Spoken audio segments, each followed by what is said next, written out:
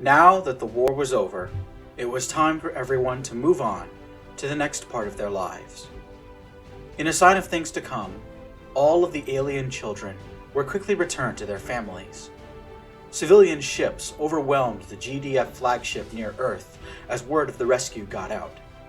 It took nearly 2 days of frantic work, including genetic testing, record reviews, background checks, and interviews, but eventually every child was matched to either a biological relative or an adoptive family. When it was done, the mothership commander ordered his crew to rest for a week. With their last hope of victory destroyed, the few surviving humans who supported Akira were driven out. Blake's new administration swept to power with near-revolutionary fervor. The human supremacist policies of Pascal Etienne were scrapped, along with the discriminatory Sol Invictus policy. On Blake's order, the Internal Security Office was dismantled and replaced with a new incarnation of the Truth and Reconciliation Commission. New war crimes tribunals became the order of the day for Blake's fledgling government. About 2 months after the end of hostilities, the Higaran Empire, Partogan Lavakian Commonwealth, and United Nations of Earth signed a peace agreement that formally ended the war. The Robinson administration agreed to pay reparations in exchange for a promise to withdraw GDF forces from human territory. Higara and Auraki agreed to cooperate with each other, rebuild the galaxy, and slowly bring the UN back into the galactic community. Crucially, Secretary General Robinson promised to return the third hyperspace core as soon as it was found. To this date, the missing core has not been located. The relationship between Auraki and Higara broke down less than a year after the war ended. The two nations could not agree on several key points, most crucially of all, the fate of Amadeo. There was no way to reverse the effects of the Divine Enforcer. The Amadi people were brainwashed and subservient to a now dead master. The Higarans lobbied hard for the planet to become part of their own empire, while the Partogans supported a proposal for a different plan. Eventually, the Galactic Council sided with Auraki. Millions of Mycor droids were dispatched to Amadeo on a mission to rehabilitate the inhabitants. 1 year later, the robotic servitors were still there, deprogramming the Amadi people in a gentle and patient way. The Higarans, outraged, have reduced their diplomatic ties with the Partogans and are demanding Auraki surrender its one remaining hyperspace core. Amidst all of this, Blake Robinson fought to keep the UN stable. He reformed the General Assembly by empowering the colonies. Every planet with a human settlement and space station bigger than a starbase was granted a seat on the General Assembly. The UN government underwent a massive expansion, and it enjoys a much stronger commitment to democracy than ever before. Finally, Blake kept his promise to pay the Stormbreakers a massive bounty for their role in bringing down the Paradox. Varian, Corder, Nainu, Kingi, Setla, and Maui each received a small fortune for their efforts.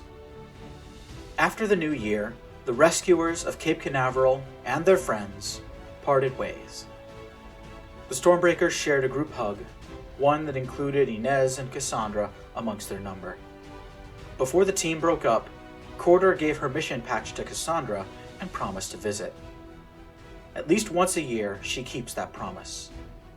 Nainu returned to Kelta and reconnected with his family, discovering a clutch of eggs hatched in his absence. He simultaneously became an uncle and a grandfather, all while receiving a hero's welcome from his people. When a neighbor expressed doubts about such a little lizard standing up to fight the Paradox, Nainu introduced that person to his friend. Setla immigrated to Kelta, happy to live among his fellow reptiles. He and Nainu stay in very close contact with one another. Corder, like the other 6 Stormbreakers, received a massive paycheck from Blake Robinson for her services. She retired from bounty hunting and tried to settle down in the Levakian kingdom of Paku Nui, but she was always ready and willing to travel across the galaxy if it meant reconnecting with old friends. To Quarter, a half-lioness, the teen was her pride.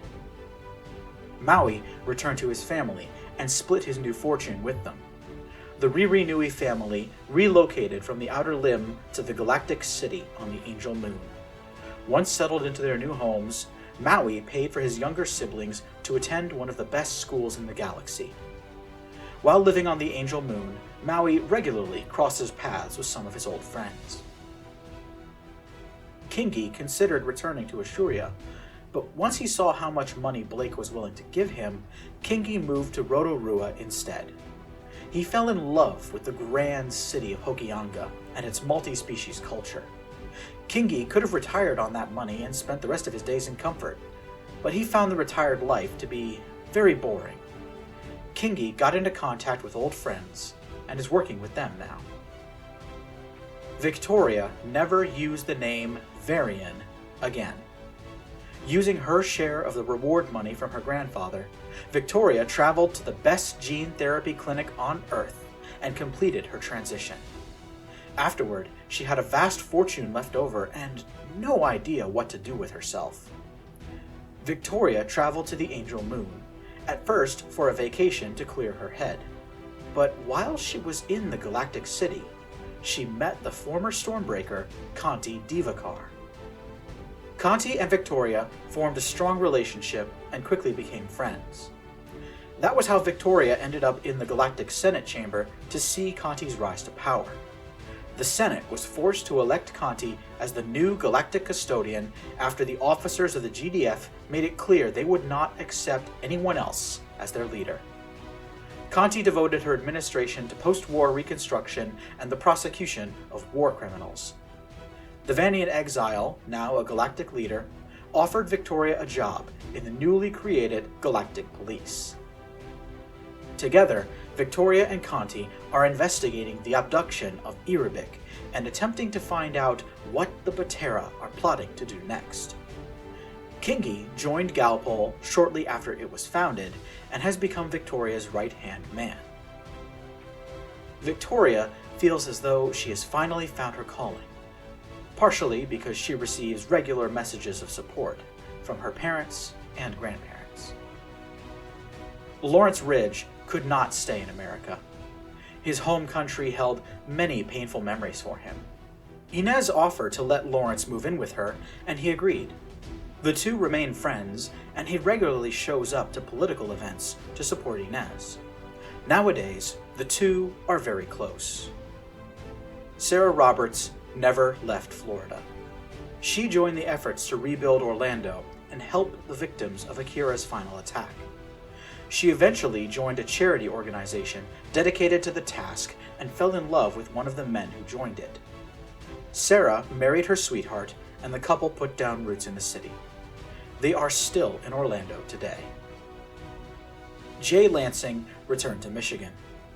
With help from his husband and son, Jay buried his father at Belle Isle on the Detroit River. Jay lives in Detroit and earns a living as a motivational speaker, traveling around the world to tell about his experience at Cape Canaveral. Carfu and the surviving members of Grey Phoenix scoured the battlefield for months. They found and salvaged the remains of both the Kakama and the Niagara. Since mutons consider spacecraft to be religious objects, Carfu guarded both vessels jealously and devoted herself to restoring both ships to working order. When Blake Robinson celebrated the one-year anniversary of the rescue at Cape Canaveral, Carfu shocked the world by flying the Niagara directly over the parade. Carfu and Axiom are gathering a collection of starships, preparing for the day when all mutons depart Earth and start their quest for a new homeworld. Runhan Somtaw and Naveen Soban staged a hasty exit from Earth. Without Hali's privateer contract, the crew of the Ashoka were back to being pirates. Everyone seemed to know Runhan was on the wrong side of the law, but there was an unspoken agreement among the rescuers to give her a fair head start.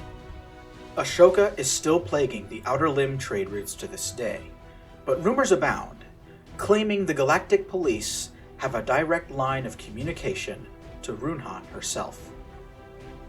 Randall Murphy and George Farshti stayed with Himawari Robinson as she mourned her husband. Together, they took Amiko Podoriki's body to the planet Auraki, where he was buried with the other members of the once illustrious Podoriki family. Himawari has not remarried, but she is getting her strength and drive back. Recently, she found a job in her old profession, and has been doing archaeological digs in Arcadia Bay. Christopher Wright was the first historian to publish a book about the rescue at Cape Canaveral. His account of the event is considered definitive. Chris pushed back hard against the idea that Akira caused Jericho's death, instead saying Jericho was not killed by anyone. She simply decided it was her time to go. Chris lives in the new United States, where he is documenting the reconstruction of America. Randall Murphy was devastated by the death of his daughter, as was Himawari. They found Sophie's body and buried her a short distance from the Kennedy Space Center. Randall would have wandered aimlessly into history if not for the Robinson family. Randall found a network of people who cared for him and wanted to support him. Eventually, Randall was able to return to his profession of piloting starships. He now operates a luxury cruise liner, giving tours to the most beautiful stellar phenomena in the cosmos. George Farshti came out of hiding and tried to return to his old job at Yutaka Yamamoto University. When the school refused his application, George founded his own school. Located on a custom-built space station in the Polaris system, Hiawatha Academy is the first educational center to offer classes specifically for children born with the gift. In fact, one of the very first students at Hiawatha Academy was Cassandra Espinosa. Cassandra was flourishing. She finally got the new life she wanted and was living it to the fullest. She spent most of the year at Hiawatha, coming back to Berlin for the summer months and bringing a cadre of girlfriends with her. By pure good fortune, she also reconnected with 3 of the children she lived with at Bannack and Canaveral. Nakula, Ishwar, and Din were abductees, taken from Rotorua 2 years ago. Now they were Cassandra's classmates and closest friends, to the point Inez accused them of being her sister's partners in crime. Emmanuel, like Cassandra, embraced his new life. Thanks to his daughter's new job, he was able to become a stay-at-home dad for Cassandra and Isaac.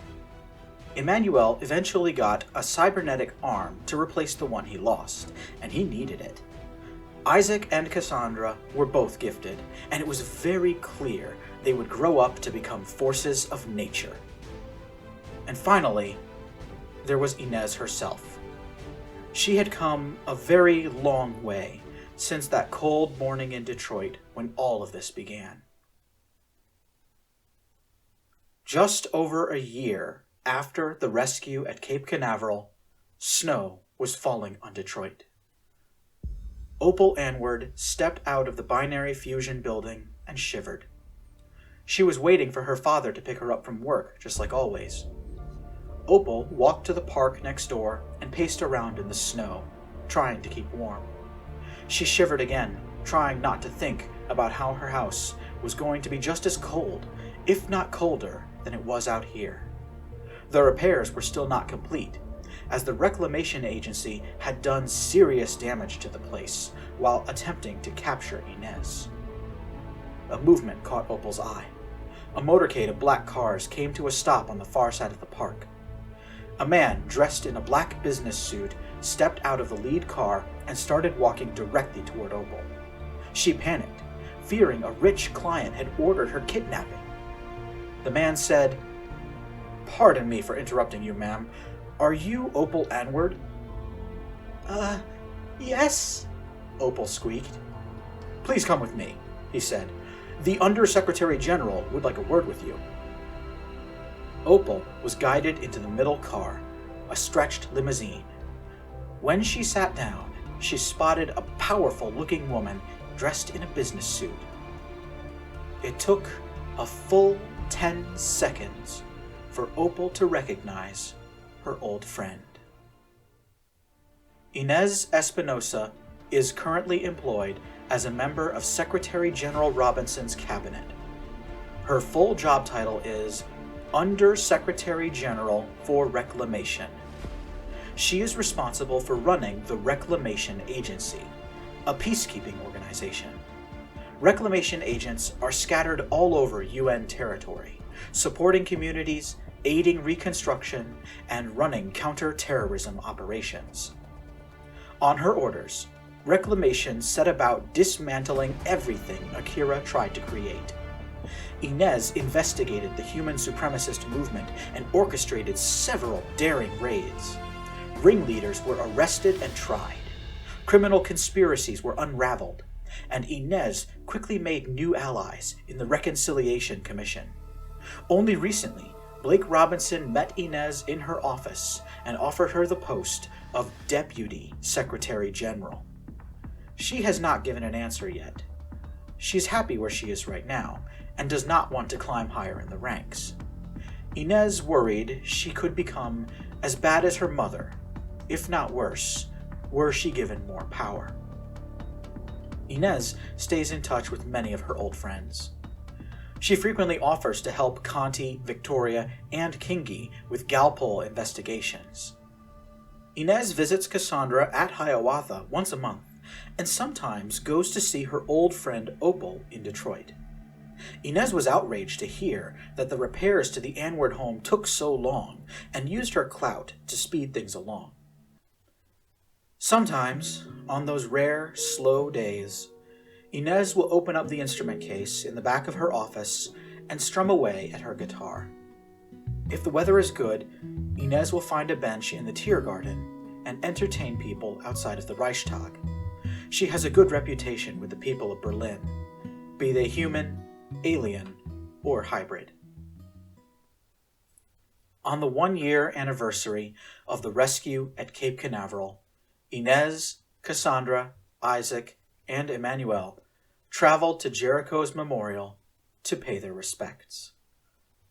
However, that memorial was not located in Florida. For the first few days of the new era, no one attempted to extinguish Jericho's funeral pyre. A few of the locals said it would be disrespectful. Instead, a few firefighters stood by to watch the fire slowly burn down to embers. However, the fire strangely refused to die out. For 6 days, a single yellow flame continued to flicker brightly in the coals. It was rained on a few days after the new year, yet the funeral pyre continued to burn. The locals thought it was a miracle. Floridians started trying to keep the fire alive for as long as possible. People brought timber and paper, feeding the eternal flame. Someone built a shelter to protect it from storms. The story of the eternal flame spread, first across the planet and then through the galaxy. Pilgrims flocked to Port Canaveral, sparking rumors that the cult of Jericho would be revived. Before long, it was decided to do something about it. Inez, Carfu, Axiom, and the Robinson family made and carried out a plan. Axiom and Carfu dispatched a group of mutons to Port Canaveral. Under protection from the Reclamation Agency, they recovered the eternal flame and transported it to the Hawaiian island of Kauai. The eternal flame was placed at the Second Hyperspace War Memorial on Kauai. The memorial is an identical copy of the mausoleum in which Jericho was born.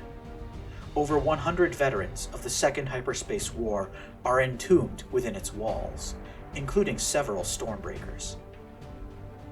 Jericho's memorial is right beside her mother's grave.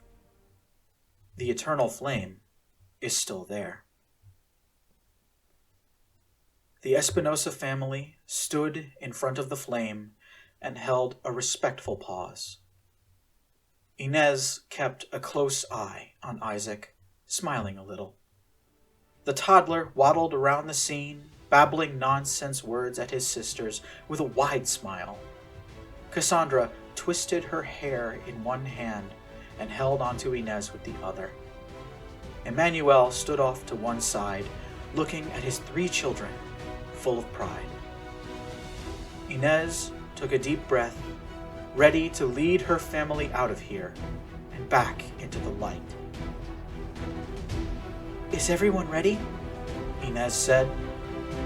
"Time to go." The end.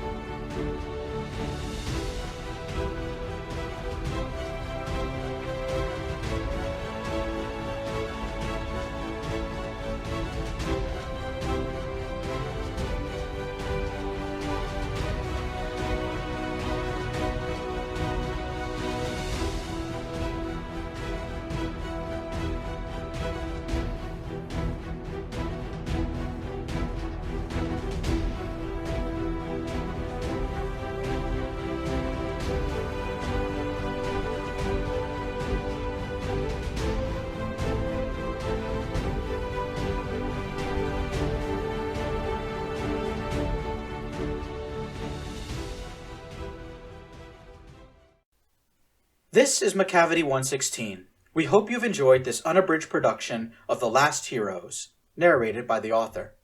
This work is copyrighted 2021 by Macavity 116.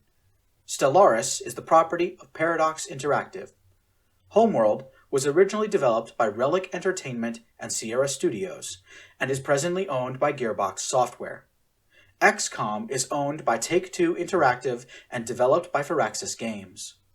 Life is Strange was developed by Don't Nod Entertainment and distributed by Square Enix. The Emerald Institute was created by Midnight Duke, used with permission. The Advisor was created by Nikolai, used with permission. The Cybon were created by Chilango 2, used with permission. Erebic was created by Arithmetician, used with permission. The character Chris History Dude Wright is named in honor of History Dude. The central characters of this story, namely Inez Espinosa, her family, and her friends, were created by Macavity 116. Copyright 2010.